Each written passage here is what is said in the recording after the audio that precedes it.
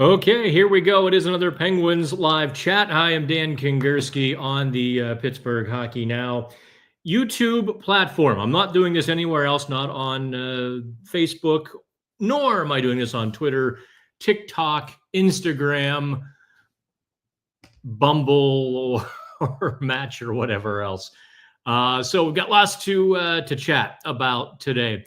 I thought I might be done with these by this point of the year, but I think we've got a bit more to go because I kind of realized yesterday, and that is the primary. There we go. Primary focus of the chat today are the Penguins gumming up the works on the rest of the NHL. Are the Penguins holding up other trades? Are the Penguins holding up additional free agent signings? Let me move that a little further away. There we go. As always, do me a favor. You tell me if the sound begins to crack or bubble a little bit. Actually, I found a second problem. I know. I've just been so busy with the merger and everything of the Hockey Now stuff that I've done nothing regarding the studio. Let me slide over here because I like the stuff over this shoulder more than I like the stuff over that shoulder.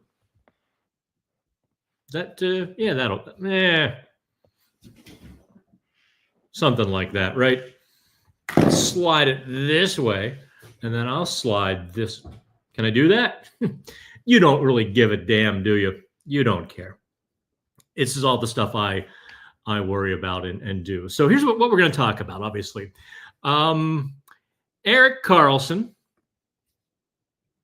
is probably the low-hanging fruit on the trade tree talk. However, there are no warm leads. Zero, zip, none. 2 years ago at this time, talk had quieted down, but we had already known that the Penguins and Carolina were the two big suitors chasing Erik Karlsson, right? We already knew that. And then it kind of died down, and we wondered, okay, how is either team going to step to the fore, or will San Jose just buckle and give him up for, a magic bag of beans? I think Dubas sort of met in the middle, kind of an interesting deal he put together. It worked out well for San Jose because they got Mikael Granlund a 1 and a 2 out of the deal. I'd say that was a pretty good trade. But now this summer, we got Erik Karlsson sort of hanging out there in the ether, all of us wondering if or when a trade will happen in the offseason. Then you got that guy. No, not Sidney Crosby in the background, but Rickard Rakell, who in my gut, maybe some GMs would disagree with me, but I sort of feel like he is now the premier player available. Nikolai Ehlers signed in Carolina, Mitch Marner in Vegas, and the big name, big scoring free agents off the market. I don't think, look, I know there's Jason Robertson potentially out there. I don't see it. I don't feel it. What would Dallas be thinking to trade away a 24-year-old scorer of Jason Robertson's caliber? That would be insanity. You do everything you possibly can to keep a guy like that before trading him. Now, there are obviously external factors, blah, blah, blah. We're not getting into the Jason Robertson situation on the show. So here's how it works. I talk, you chat. You can pop in whatever questions you want. We're going to keep it to that because I thought Sportsnet. And let me close some windows here just to make sure that the internet connection stays good. Even though I've got a gig of speed, it seems to be a little bit wonky whenever we try to do these shows. So Sportsnet, let me share the screen with you. Listen, I know they're killing time. I know it's mid-July, but here's what they had yesterday, midday. 5 potential destinations for Erik Karlsson. I think they're pretty much in line with what everybody's thinking as you roll down through. The one that I'm like, there's no possible way. I see no possible way that Erik Karlsson could fit in the Golden Knights. I know he'd like it. I know he enjoys Vegas, but like, what are you gonna do? I suppose, like they mentioned there, Mark Stone going on LTIR or whatnot. It's too much instability there, salary cap wise. Carolina, yes, I think everybody's been on that since Carolina was indeed the second runner, or the first runner up rather, to Karlsson in 2023. Eric Tulsky, smart GM, loves the analytics. Karlsson has good analytics. Carolina makes sense. They've got the money. Tampa Bay. Now, that is one that I would kind of shake my head. I mean, you need cap space. The Penguins would have to absorb, I don't even know who they could. They'd have to eat almost 50% and absorb some salary from Tampa Bay, because Tampa Bay is so top heavy with Kucherov, Point, Gensel, Vasilevsky, and so on and so forth. Well, of course, every player is going to go to the Toronto Maple Leafs, right? Yeah, there's some. Yeah, they'd have to move out Morgan Rielly to accept Erik Karlsson. And the Penguins aren't going to affix additional assets to Erik Karlsson to get Morgan Rielly. Well, who knows? Maybe Kyle Dubas really likes him, but that's kind of that media trade thinking. I don't see Dubas doing that. And then, dun, dun, dun, the Ottawa Senators. If you ask me, Ottawa is what makes the most sense of their five. I think Ottawa is on the cusp of being very competitive. I think Ottawa is a solidly built team with good young players. Stützle, Tkachuk. They've got a Vezina-winning netminder. Got some good young defensemen. So Ottawa is interesting. Well, wouldn't that be something? Karlsson came full circle. There is the factor that Karlsson has to approve the trade, right? That's where honest to goodness, I can't see. I mean, Canadian media has sort of talked about it. Well, he only wants one or two teams. He's got to be insane. Like, I just don't believe that. I don't believe that in my gut to be true, that he would nix a trade to Ottawa, hoping Toronto or Vegas would come through. It doesn't make any sense to me. If you want a shot at winning, here are your 5 or 7 teams. I would also put Columbus in there. Now, I don't know if he views Columbus as a legitimate team or not, but certainly a couple miles ahead of the Penguins right now. So that's, Columbus. What was the other team I would kind of chuck into the mix? I do think LA needs a jolt of star power if they want to draw fans and sell some tickets and they want to get past Edmonton, they're going to have to do something. And boy, can you imagine Erik Karlsson going to Edmonton and being like Paul Coffey rebooted? That would be entirely interesting. Let me take a look at some of the comments here. No one complaining about the sound yet, so that's always good. Let's see here. The Driz, let's go to him. Is Kyle Dubas missing the window on some of these trades, or just trolling the waters for the best return, considering the free agent pool, rather, and available talent? McTavish and Rossi availability just part of negotiation. Oh, I don't think there's a closing window on those guys like McTavish and Rossi. McTavish's availability is still kind of in question. The reports of his availability have almost exclusively been speculation, right? So I don't know.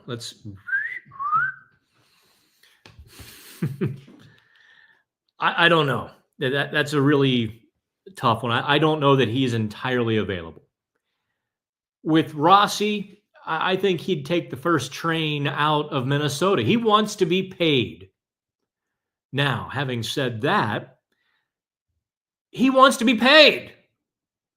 How in the there's no way the Penguins could justify giving him $7 million a year.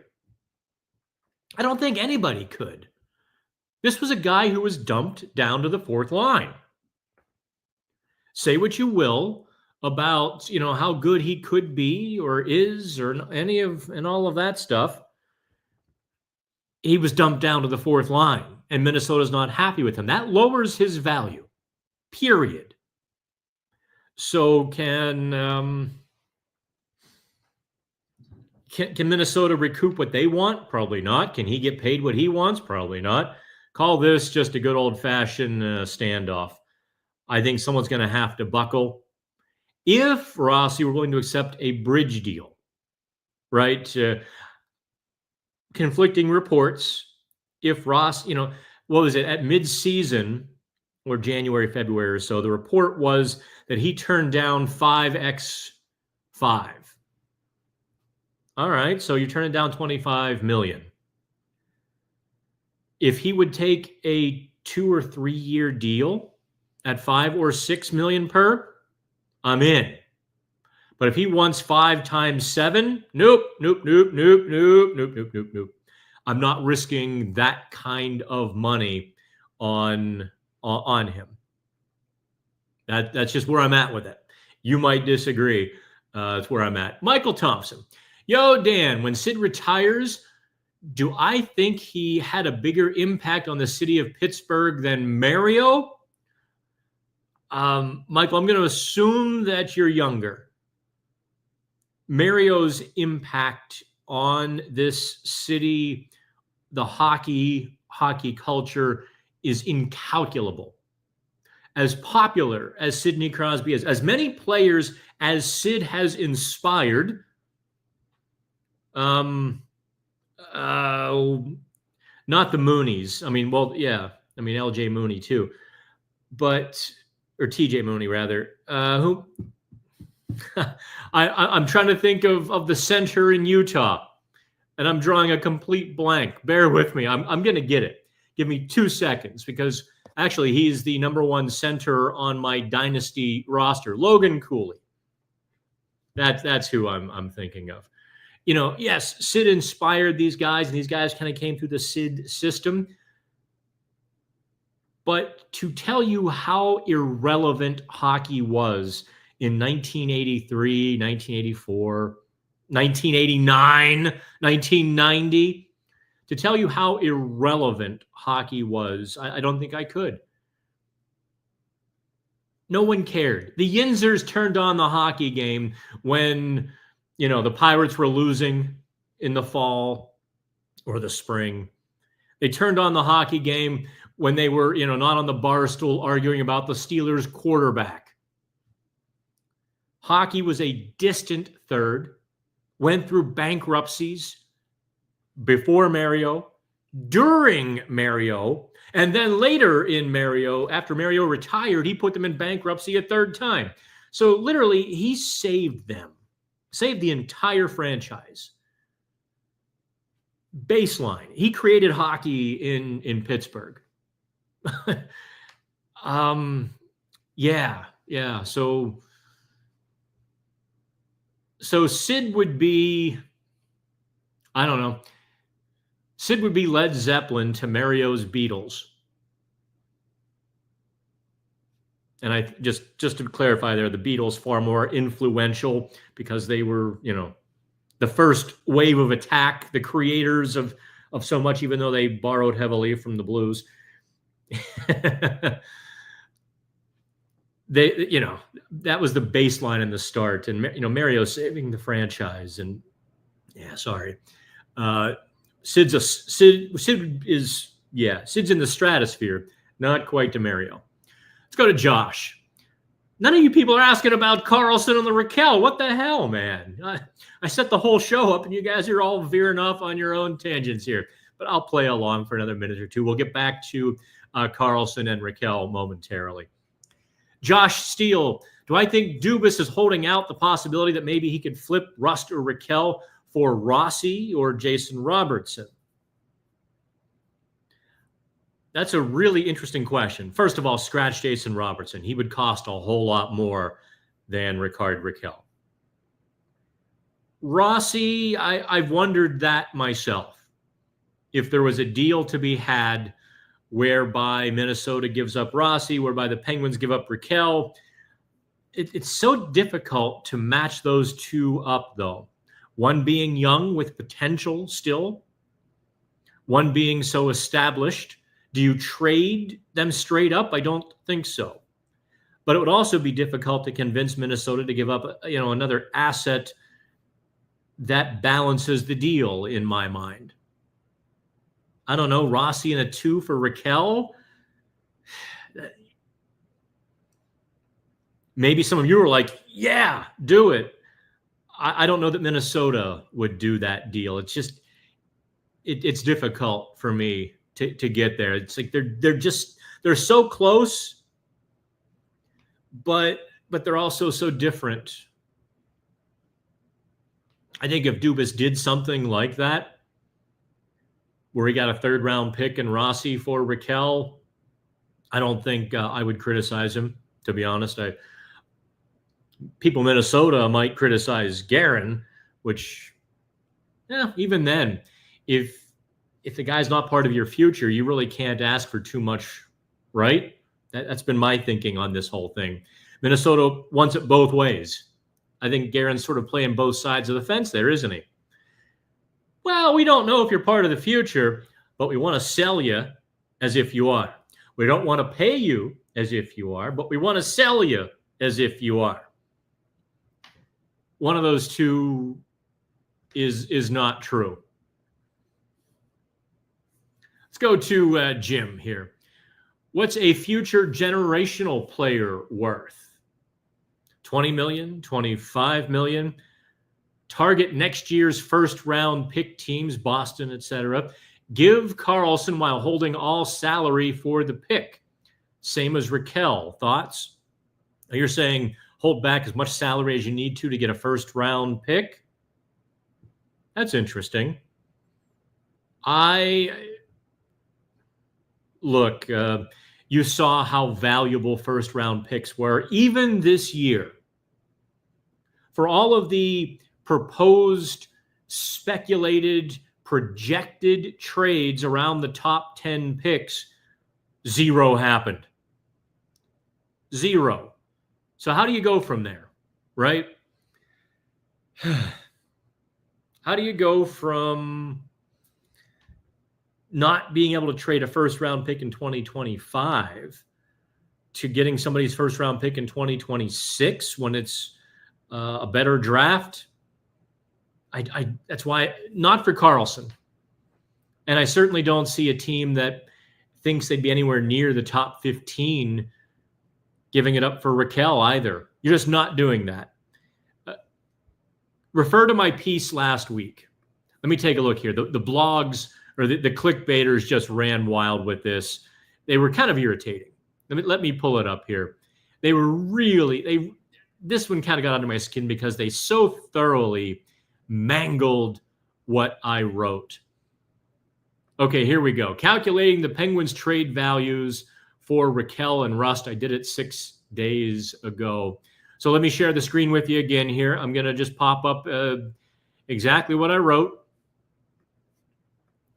And I see Rakell getting you a B+ player, but it may be a first-round pick in that, or a draft pick in that 25 to 48 range. So a bad team or a middling team gives you a second rounder and a decent enough prospect. I mean, Ville Koivunen was a B+ prospect. So that's where you're at with that. That's where I'm at with Rakell. And based on the value of the prospect or such, maybe there's a depth NHL player tossed in. The Penguins see some some value in. That's the value of Rickard Rakell. You're not getting a top 15 first round pick. All right. Let's go to Steve Nash. The Lemieux group gave us Hextall and Burke. If they buy the team back, would they undo Dubas's work? The player development programs sound cutting edge. I worry about hockey guys resuming control.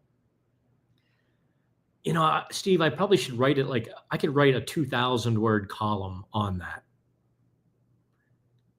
I don't know. I think it's kind of common knowledge, but I don't know that it's been reported so bluntly. Mario and Burkle did not really give you Hextall and Burke. They were hired by David Morehouse, who used Mario as cover. Just full stop on that. That was sort of part of the problem in 2014 as well. Geez, if he becomes part of the ownership group, I have to be careful on how much I say.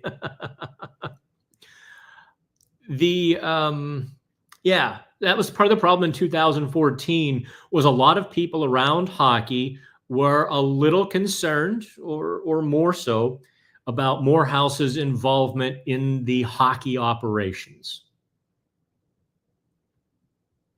Then Morehouse was the one who went after, who hired Hextall and Brian Burke. Contrary to the quotes and the press conferences of the time. Full stop. You pick up what I'm laying down, right? JR says, aloha, Mr. Hand. Ah, man. Yeah. Really, isn't it our time? So maybe I should finish the Dubas thought. Mario is a smart hockey guy. He might not like Kyle Dubas, but he would not undo the player development. Mario would not come in and stop the rebuild and try to turn the clock back 5 years and add a bunch of veterans. Mario's not stupid. He might add a couple of veterans, but he's not going to stop the rebuild. I'm still a little skeptical of the buyback story, to be quite honest. There's something there I can't put my finger on in that entire story. There's something there that just my spidey sense is like the puzzle isn't clear to me. I'm staring at that 3D photo. I don't see a schooner. I don't see a sailboat. I just see lines and I hear noise on it. It's not a schooner. It's a sailboat. And the reason for that is, one, I firmly believe the Penguins would sell for close to $2 billion. Mario's net worth combined with Ron Burkle's net worth, of course, internet reporting can be a little fuzzy. Their total net worth is, let's call it 3.3, 3.4 billion. So those two guys. So Burkle's going to have to basically give up more than half of his entire net worth. And Mario has to give up more than half of his net worth to buy back into the NHL at 60 years old. Maybe they know something we don't. Maybe they know something I don't about escalating valuations. But if I were Mario's accountant, financial advisor, I'd just say, man, let it go. Let it go. Let your money grow in the stock market or invest in a national chain of juice stands. I don't care. I don't see, because of all the work that the NHL has done in the last few years, values are up here. They're not going to double again in the next 5 years. They've already doubled. They're not going to double again in 5 years. So I'm dubious on all that, man. That's just where I'm at. Let's see here. Alex, you would have to throw in Rust Raquel in our next first round for Robertson. I think getting Rossi would be way easier. Absolutely. Let's go to the Driz again. Considering the Pens have 5 goalies under contract plus 3 on minor league deals. 5 goalies on NHL. I think your math is a little fuzzy there. It seems like 2 too many. Has to be something coming in the future. Let's see, you got 5 for the top 2 levels. I mean, to be honest to God, the most surprising move of all of that was Taylor Gauthier re-signing with the Penguins organization. It's like, dude, no, don't re-sign. As you know, look, Taylor Gauthier was the goalie of the year in the ECHL. He's still waiting his turn a couple of years later. He's earned a turn in the AHL. He's got to go for it. And him re-signing with the Penguins made no sense to me. If I were his agent, I would have like, nope. If you sign with the Penguins, that means you're going to Wheeling. I quit. I would have been that forceful with him. You need to go anywhere else where you play in the AHL to get your career on track. But there is 5 goalies. Obviously, Jari, Sheilofs, Blomqvist, Murashov, and Larson. Of those 5, Larson is probably the least. He's bottom of the totem pole. He's on the bottom because he's not really on an NHL contract. They brought him over to see what he could do. He's played well. He's got some really rough edges to his game. I mean, really rough.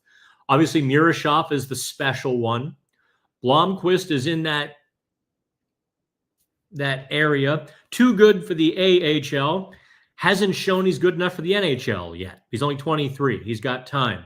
Sheilofs is kind of in the same boat as Blomqvist, just a year older. Sheilofs is not waiver exempt. Blomqvist is. If you're talking about a move, I would surely hope they don't send Murashov down to the ECHL again. That would just be a complete waste of a year for him.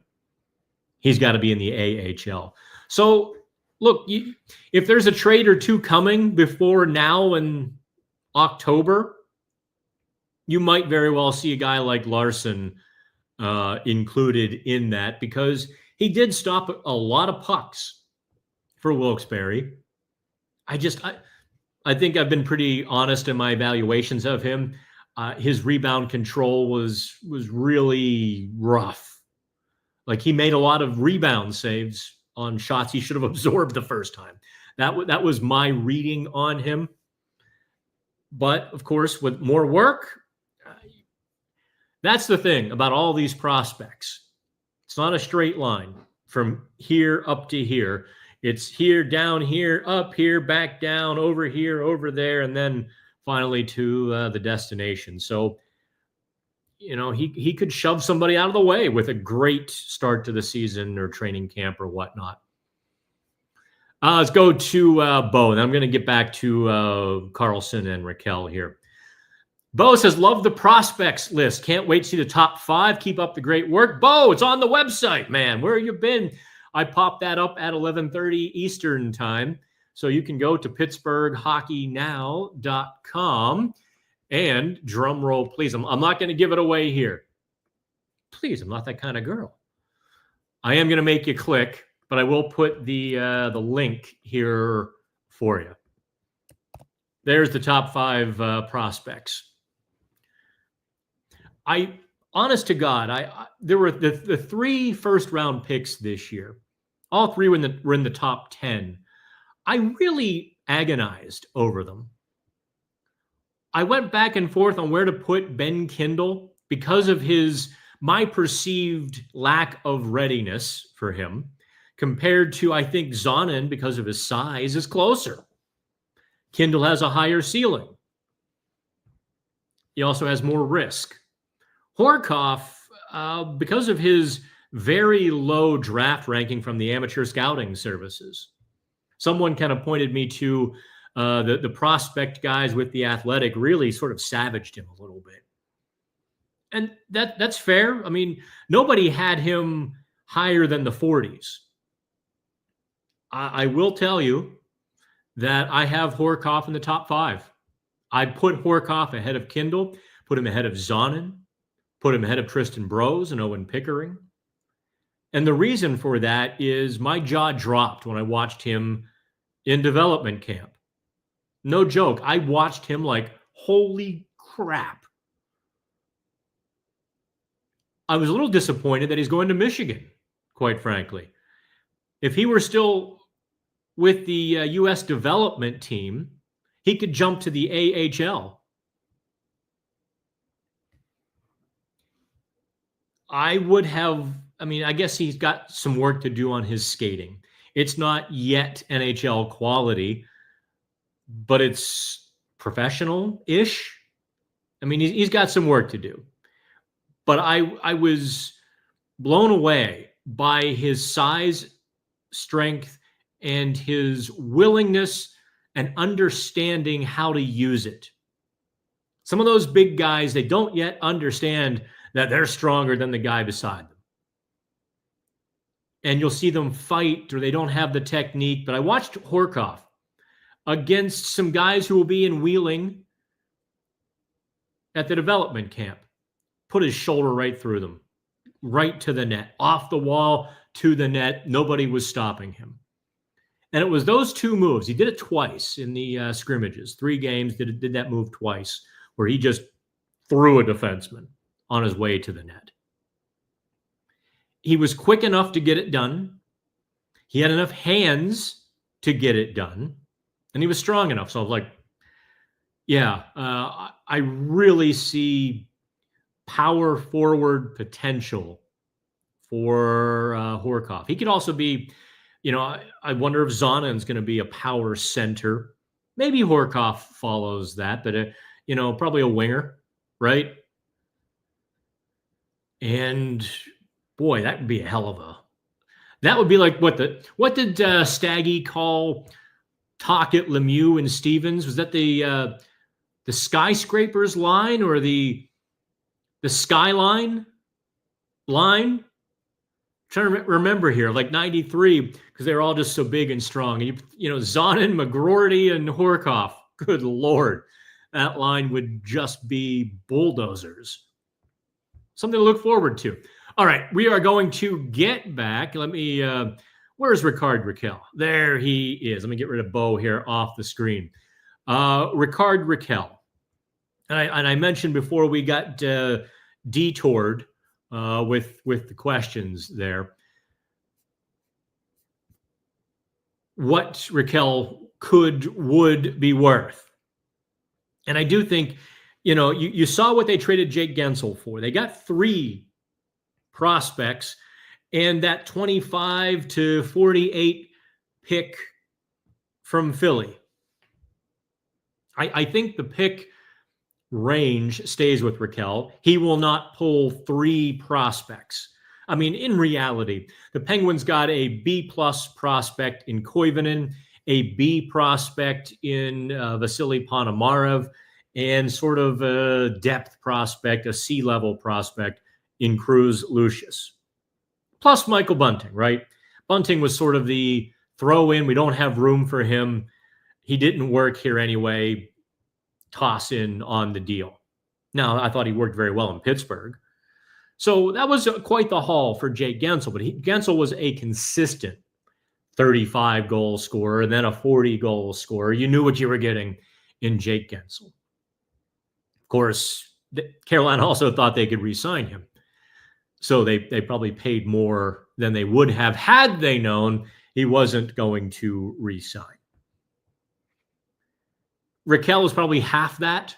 You get that 25 to 48. You get the B plus prospect. You're not getting, like somebody on Twitter. I wonder, I'm not going to embarrass them by putting them on the screen, but I did chum the water just to gauge the opinions.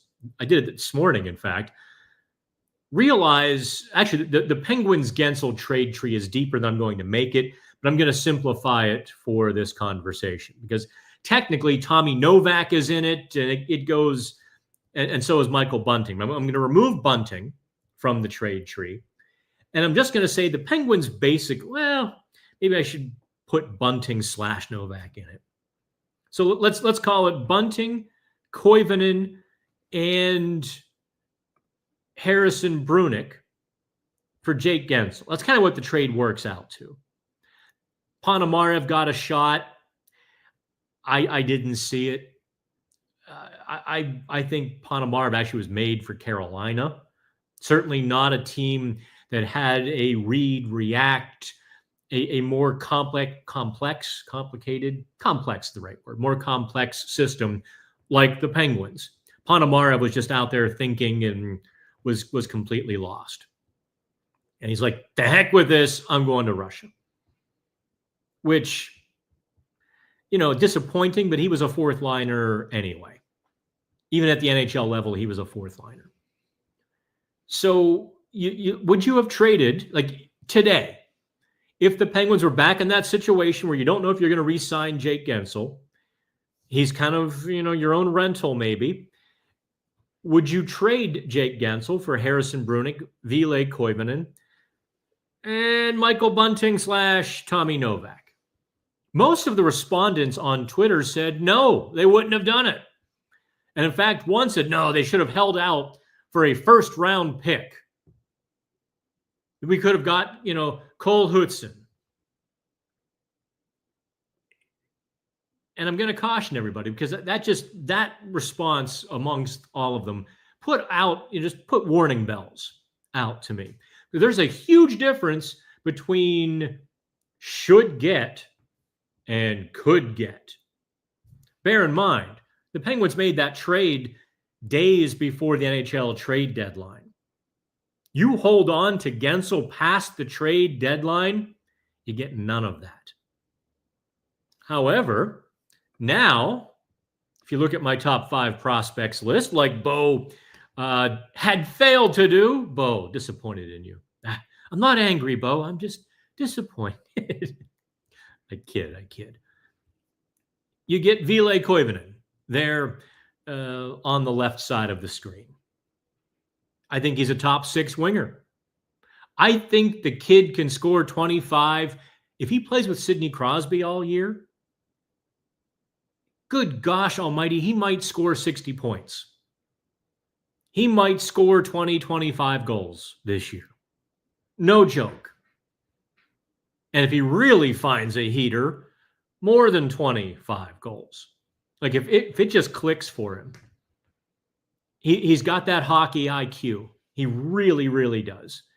And he was so much better at the NHL level than the AHL level because the game was structured and predictable.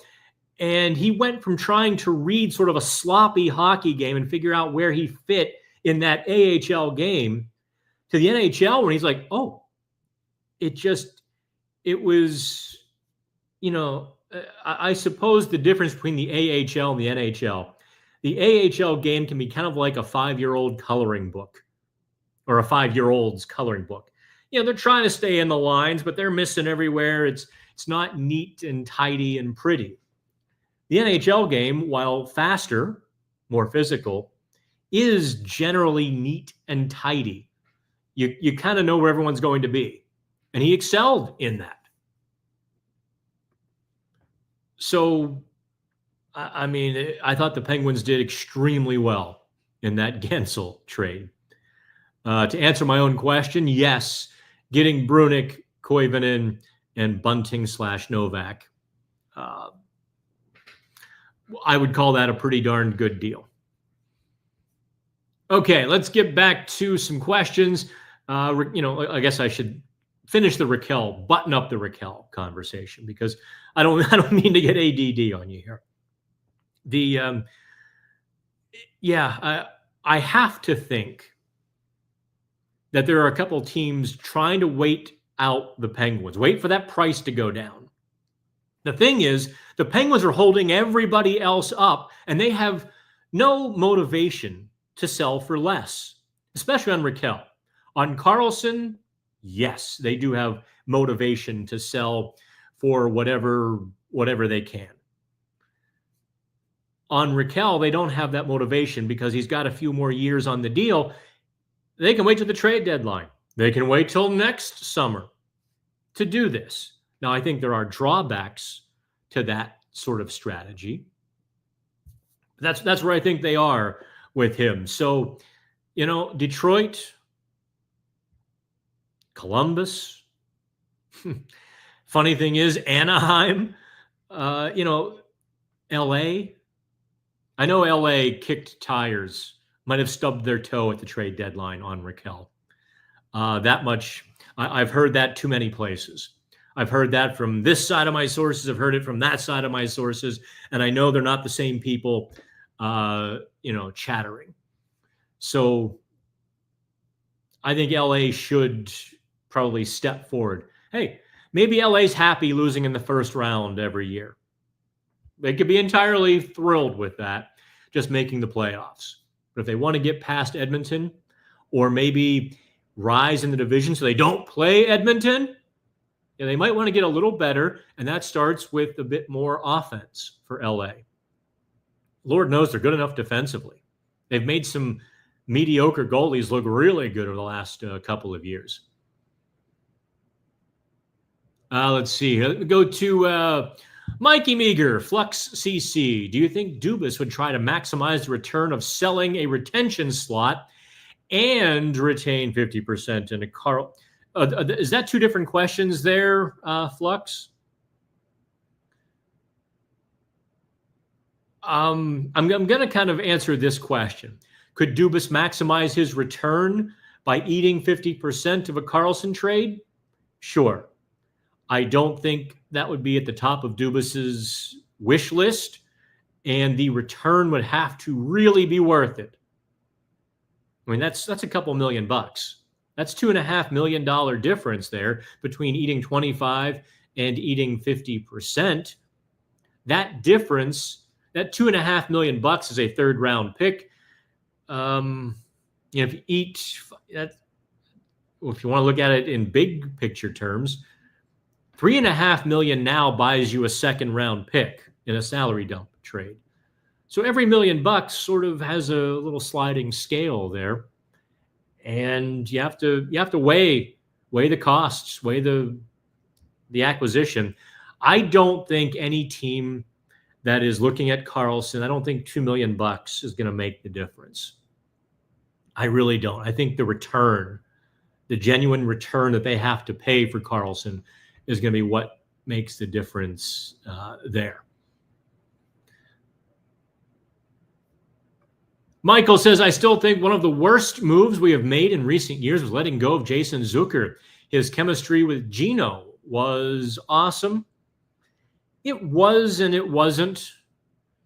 If you look at Zucker's numbers, they were okay. They were average. And Zucker had a reputation. The perception of Zucker was different than the player, the actual player. I think Penguins fans thought he was a gritty, go to the net, rough it up in the corners kind of guy, when in reality, he was a speed off the edge guy who could get a little too enamored with staying on the perimeter. He wasn't as physical as people perceived him to be. So I'm going to go ahead and sort of disagree with you there. If you're listening on the podcast later, I held up my coffee mug to do that. I don't have suspenders on. I apologize for the lack of the complete visual. Okay, let's go to Icon. Concerned about the numbers of vets now on the roster. I get that they want, I get that they want competition, but I'm tired of Achari, Heinen, Hayes types. Let me see Helander on the ice. At least it'll be different. You had me until the last line. At least it'll be different. You can be as tired as you want of some of those veterans, but no, I do get what you're saying. Heinen and Hayes especially, I don't understand their acquisitions. Well, I understand the Hayes acquisition. You get a second and third round pick, or at least a second rounder. I get it. But you're correct, Icon, that all three are now sort of in the way of young players who would be ready. At least Achari has a unique skill set. At least Achari has some value. I don't necessarily see the value of Kevin Hayes to the Penguins lineup. I don't see it for Danton Heinen either. Those guys, to me anyway, I think those guys would be, the transition to a younger player would be seamless, if not an improvement on the roster. So I get what you're saying. And to keep adding more, to pile in 6 right-handed defensemen. Okay, you get Connor Clifton at the draft. All right, now you've got 5 righties. And you get Matt Dumba. Now you've got 6. And I'm counting Harrison Brunick amongst those 6. I'm counting Jack St. Ivany. And I think given the Penguins situation, you want one or both of those guys on the NHL roster. Yes. If Kyle Dubas were sitting here, his answer would be, they've got to earn it, and I'm not afraid to put players on waivers. That's true. But you can't send all these veterans to the AHL on waivers. Well, I guess you can, but you can't play them down there. You can only play 6 vets at a time. And any given night, you've got that veteran maximum of 6. So, last year they had a rotation, which really upset. Who was the Maple Leafs defenseman that just bailed about a month, maybe 2 months into the season, went back overseas? I forget his name, but he had a handful of NHL game experience, and he thought he was going to get a real shot with the Penguins and realized he wasn't. And then he was part of the roster rotation down there where he was sitting out games like, I'm out of here. Well, an NHL player would be kind of in the same boat. I don't know how you would kind of manage or handle that situation. You don't want an upset 30-year-old NHL player around the kids in Wilkes-Barre. So, yeah, I think concern might be the right word. All right, JR says, I assume rich guys buy into sports by using other people's money. Kind of. But you do have to, well, actually, no. You can put together, one of the things, or maybe the thing that upset Mario with Fenway Sports Group was having to take care of some of the minority investors who were a little unhappy with the sale. They didn't want to sell. So Mario sort of had to take care of them, and he felt that FSG just sort of threw him to the wolves on that, made him go to court by himself or, take that money out of his pocket and give to them. That's everything I've heard. I think Mark Madden has talked about that as well, and so on and so forth. So no, sure, Mario could put together an investment group of 25 people. I guess that's kind of possible, and get $2 billion all cobbled together. But at that point, it's, we haven't seen anything like that in quite a while. Billionaires buy teams now as a hobby, as an investment vehicle, as a tax write-off, to keep themselves out of prison for a little while. The NHL has had a few of those clowns as well in the last 25 years, haven't they? I suppose it's possible, JR, but no. Guys have been using their own money because it would be very difficult from smaller investors to raise that much money. Let's just say you get, let's see here, 10, 20, 40 guys, 40 people chipping in $50 million. To invest $50 million, you have to ask, okay, what's my return on investment in the next 5 years? Because you don't really get the ego. You're one of 40 people. You're one of 20 people, one of 40 people who want a little slice of the team. And let's say it goes to $3 billion valuation in 5 or 7 years. All right, you've made 30% on your $50 million in 5 or 7 years. Is that really the best use of the money? And it's not. So the smaller investors have been priced out of sports ownership. Back to the Driz. Man, you're on fire today. Most of the trade ideas I see would require us to take an undesirable contract back.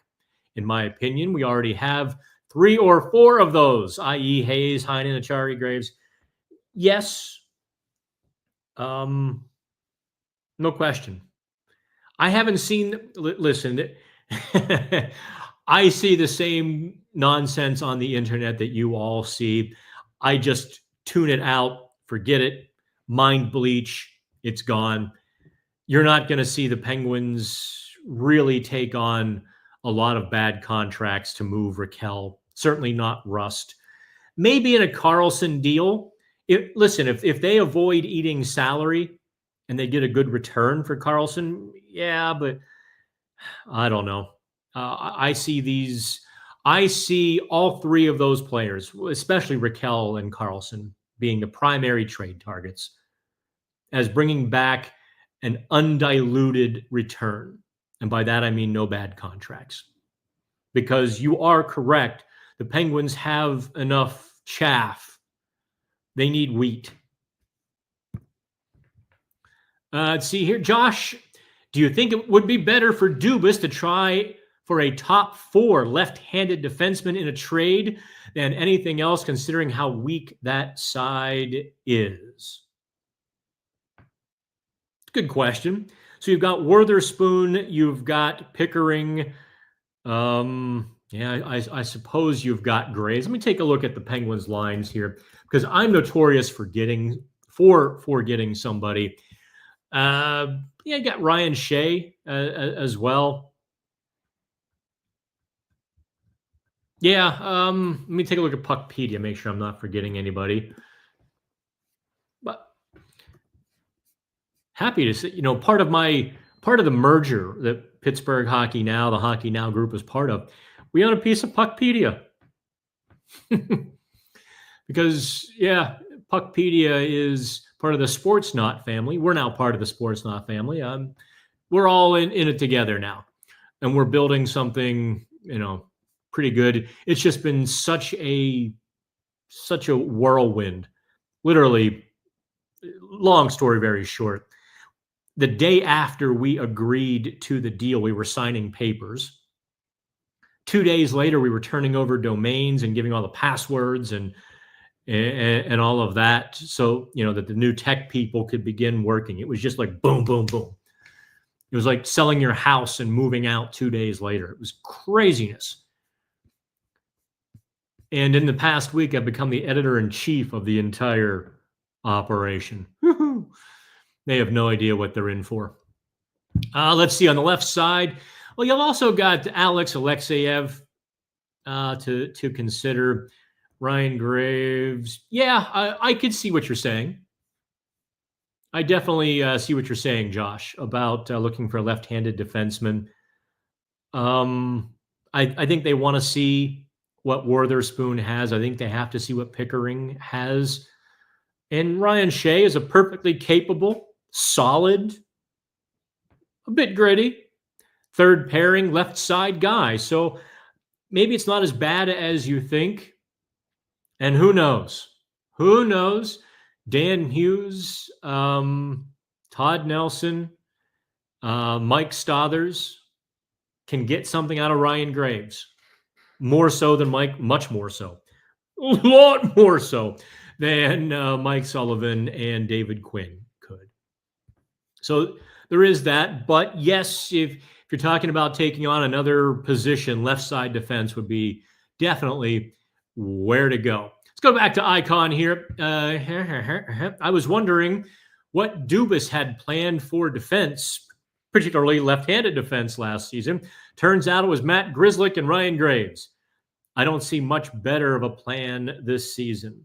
Well, Witherspoon is probably Matt Grzelcyk too, although Grzelcyk was a bit of a gamble. I think Owen Pickering is ready. I thought Pickering was ready last season. That, to me, was one of those eyebrow-raising situations, was Owen Pickering. If for everybody who pounded the table and held their breath and screamed and cried and yelled and yelled and yelled and never listened to a damned word I tried to say, Mike Sullivan hates young players. Just keep throwing that nutty. Owen Pickering was a great example that you should have held on to. You should have grabbed onto that one with both hands. But too many people were too busy already, turning blue from holding their breath, demanding young players who weren't very good or going back to past examples to prove, yeah, you're getting me all riled up here. You get what I'm saying? It was just a messy situation to me that they sent Pickering back down after 25 games. He had a bit of a dip in play, like every other rookie. That was the prime example of sacrificing youth development at the altar of winning now. And they did it in January when things were just going sideways. They really, over the next, if you look back, and 2020 hindsight is pure, is it not? If you look back after the Pettersson trade, you get into February, they should have had Pickering in the lineup. They should have had McGroarty in the lineup. They could have had Koivunen in the lineup. Now, maybe McGroarty and Koivunen wouldn't have been as good in February as they were in late March. Possible. But it would have been a huge message to everybody and everything. And quite frankly, it would have steam cleaned that room, which had really gotten, I think I wrote about this maybe in cryptic terms. I liked a lot of guys in the room. I had more great conversations this past year than I had in the previous couple or a few years combined. But I also saw things I didn't like. Just attitude. I saw too many dour faces, too much frustration. Some youth could have been the elixir to that. Hey, Big Joe, if you were Brunick, don't I wish I were 19 and about to make some millions of dollars. Anywho, if I were Brunick, would I look at some colleges for a year if you can't make the NHL? Well, he's got to make that decision now, unfortunately. So no, actually. Would the Penguins suggest that to him? Sending him down may hurt his development. Yeah, it's unfortunately an all or nothing situation right now for Brunick. Next year, this is an easy decision because they can stash him in the AHL next year. Because you can put one 19-year-old in the AHL next year. With Brunick, if he goes to college, he can't come to training camp and compete for a roster spot because you can't miss classes. In theory, he could show up for a weekend. He could show up on a couple of weekends, right? If his team isn't playing. But if he misses a game, misses classes, you lose eligibility. It's against the rules. So, unfortunately, it's going to have to go the way it's going to go, whereby Brunick shows up, competes for a spot. I assume he'll play in the Prospects Challenge in September. Maybe not every day like he did last year. Maybe they sparingly use him, knowing full well he's there to compete for an NHL spot, not to gain experience. And let the chips fall where they may. Yeah, it's certainly not an ideal situation. He's caught between 3 different rules because of his birth date. Tanner Howe, the 46th overall pick, can turn pro. In fact, is turning pro. this year. Why in the hell Brunick can't? I don't know. After your draft year, you should have one more year in the CHL and be able to go to the AHL, or the team can keep you in the CHL. Up to them. It shouldn't be up to the CHL. But I digress. Let's go to Kate. How do they decide who goes to the Prospect Challenge in Buffalo? Wow, that was a perfectly timed question. They pick. I mean, it really is.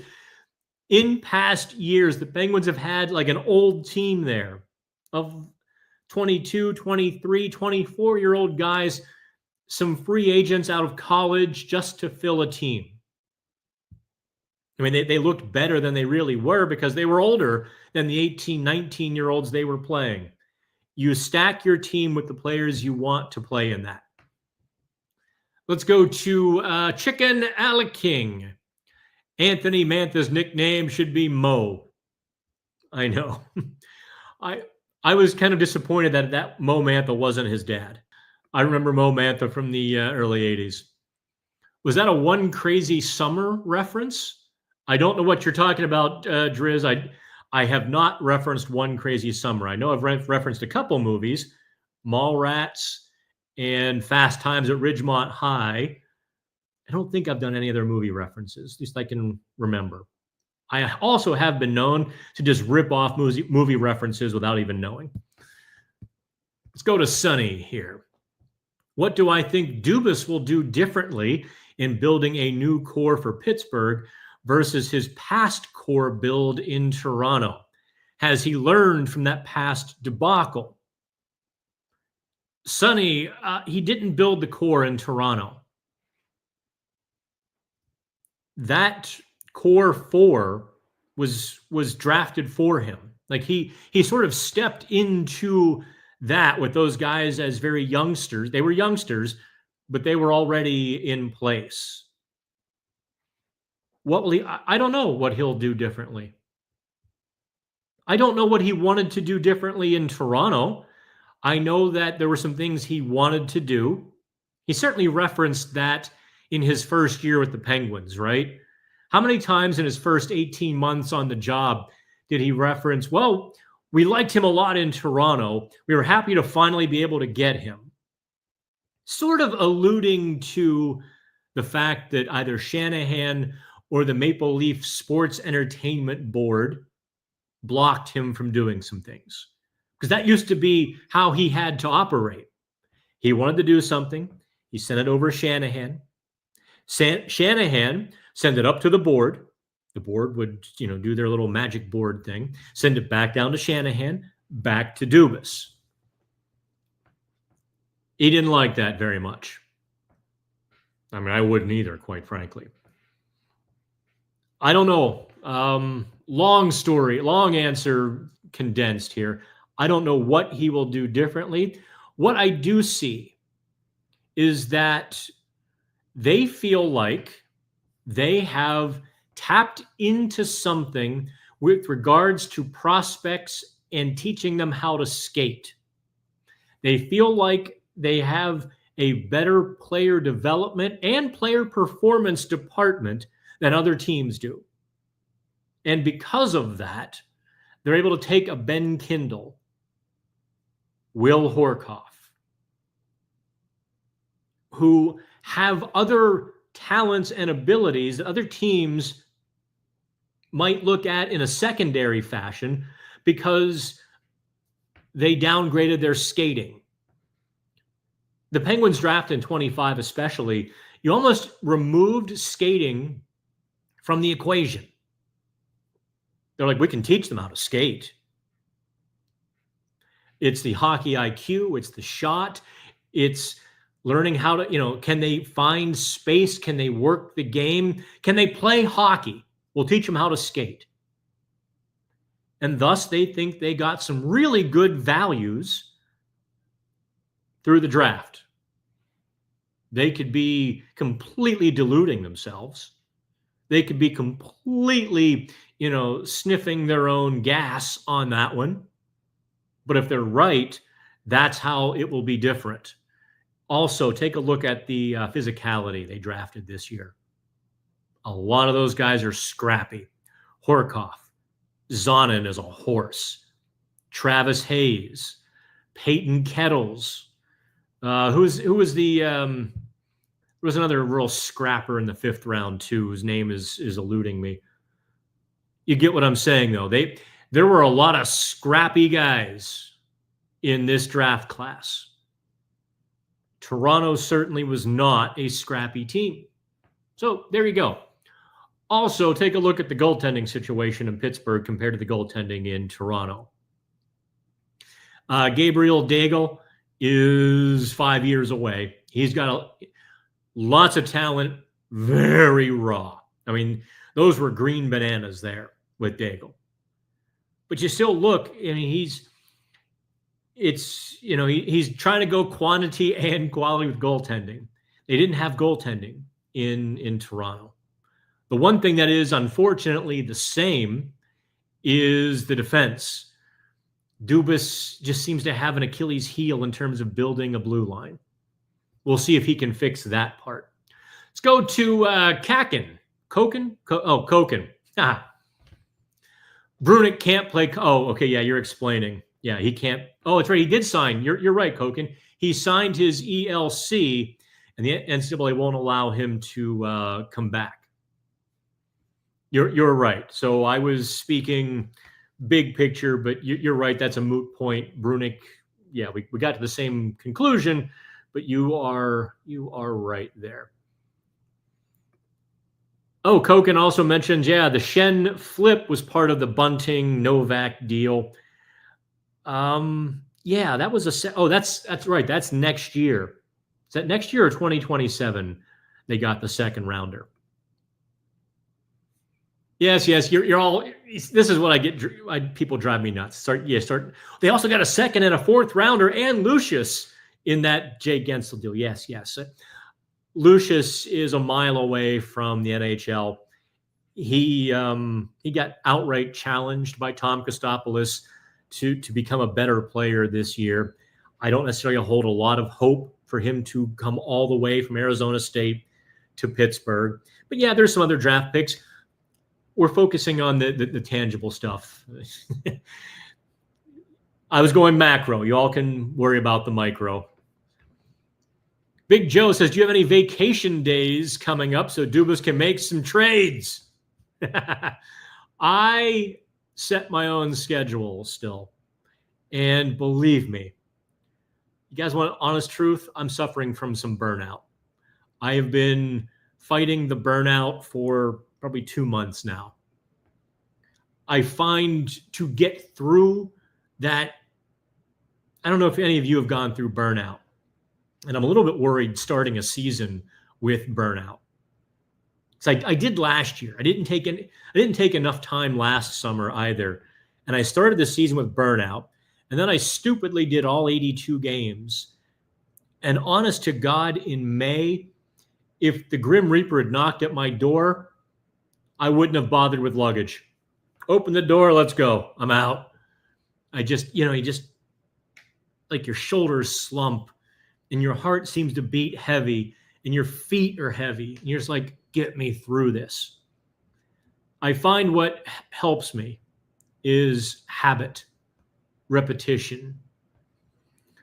My schedule is all over the map, but if I get up at the same time every morning, I write the Dans daily, I make my bed, honest to God, that seems to launch me at least into the day.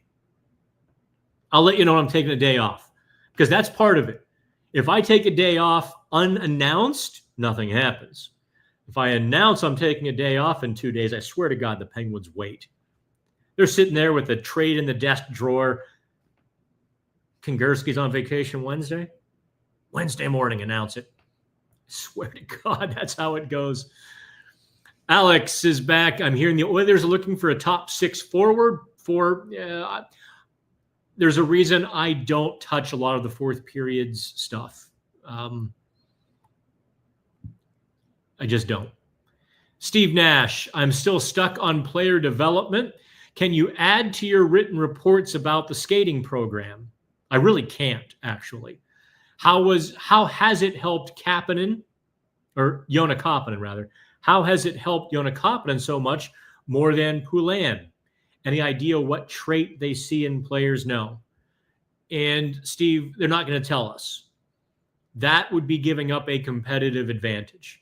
If they have indeed figured out some things, they're going to hold on to those secrets with both hands. They're going to wrap those arms around, and they're going to hold on to that stuff for all they're worth. They don't want that getting out. I mean, you and I would love to know, wouldn't we? I would love to know, oh, yeah, if the guy has hips that are, this type of hip or, these type of legs, he can do that.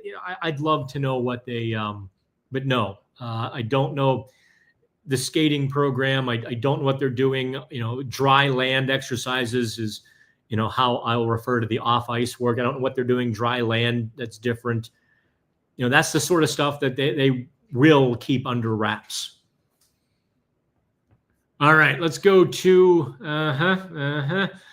Boy, Koken, you're on fire. Let me take one of Koken's questions here. Which one do I want? Oh, Coke. Okay, we'll take the Anthony Mantha question. I think Mantha has some real potential on this team if he is able to stay healthy. Big body that parks his butt in front of the goalie. Yes, please. Might even be good for Erik Karlsson if he sticks around. Actually, Koken, no.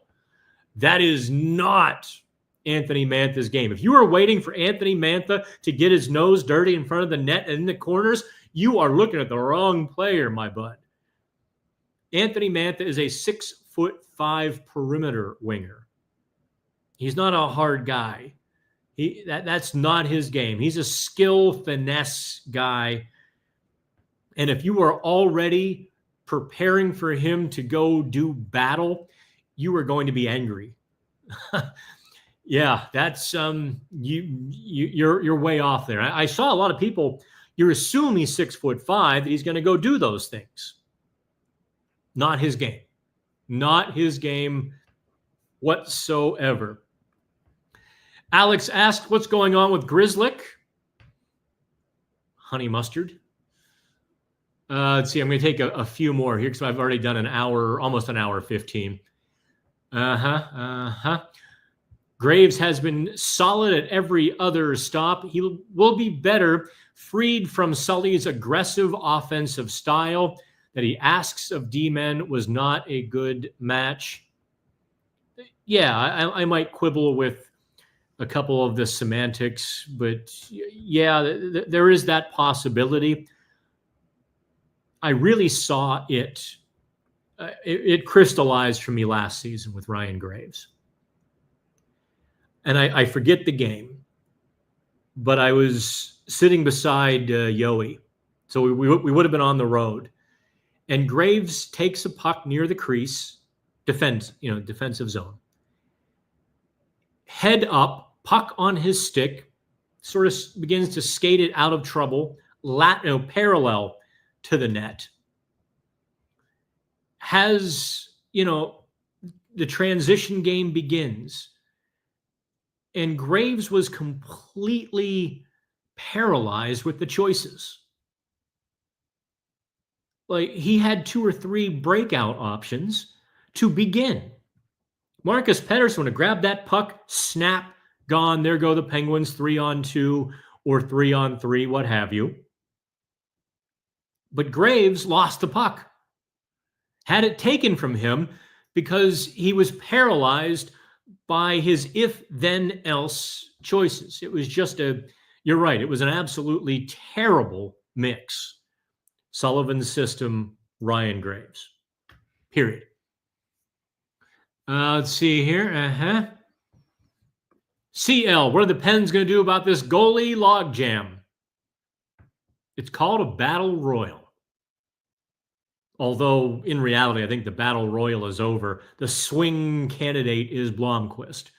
If Blomqvist forces them to carry 3 goalies, or if Blomqvist goes back to the AHL, that's really the question at this point. The reason I say that is not personal opinion. It is Kyle Dubas's words. You saw the story on Pittsburgh Hockey Now late last week. I think it was Friday. Or maybe it was Sunday. And what Dubas said was they have the runway for Artie Shelovs. So those are the exact same words he used for Philip Tomasino. We have the runway for this player. Unless Shelovs comes to training camp smoking cigarettes, 20 pounds overweight with a bad attitude, he's going to be in the NHL. He's waiver exempt, he's not waiver exempt. They would have to put him on waivers. Ergo, they're keeping him in the NHL. Assuming there's not a Tristan Jarry trade in the meantime, you're going to keep him in the NHL. So what do you do with Blomqvist is the question for me. And that really is such an interesting one. I think it is. It's what Dubas said back. He was on the John Shannon podcast. Dubas does all these old Toronto guys. He'll go on their podcasts. The rule is, though, he doesn't do one-on-ones with Pittsburgh media, except in unique circumstances. Like, I could have gotten a one-on-one with him in Buffalo, but I owe Josh Yowie some favors, and Josh and I work very well together. So I cornered. Let me rephrase that. It was a little bit of a cornering, but I chased down Kyle Dubas at the practice facility / hotel there in Buffalo at the combine. And we sort of talked to him. We can get those sort of moments and situations with Dubas, but he's not going to come on this podcast. He's just not going to, do a one-on-one like that in Pittsburgh media. But we'll go on John Shannon's podcast as he did late April, early May, somewhere in that vicinity. I don't remember exactly. And this was, of course, before the Shelovs acquisition and the Nedeljkovic trade, to say he wanted all 5 goalies just to compete, to battle it out in training camp and preseason and let the chips fall where they may. I see no reason for that to change other than some expectations. Obviously, without Nedeljkovic, you have a bit more freedom in this conversation. Gable Fisk finally shows up. You should take the bike on a long road trip. Come back fresh. I would love to do that. No time, that merger. The new people have asked me to teach, to download all the stuff in my brain after 7 years of Pittsburgh hockey now and teach all of their sports writers. Some guys are like, oh, are really adopting it. Other guys, you know how it goes. New boss, new sheriff in town. You have a couple of horses that want to buck and a couple of horses that ride well. Oh, okay. Steve is there agreeing with me. Let's go to the last one.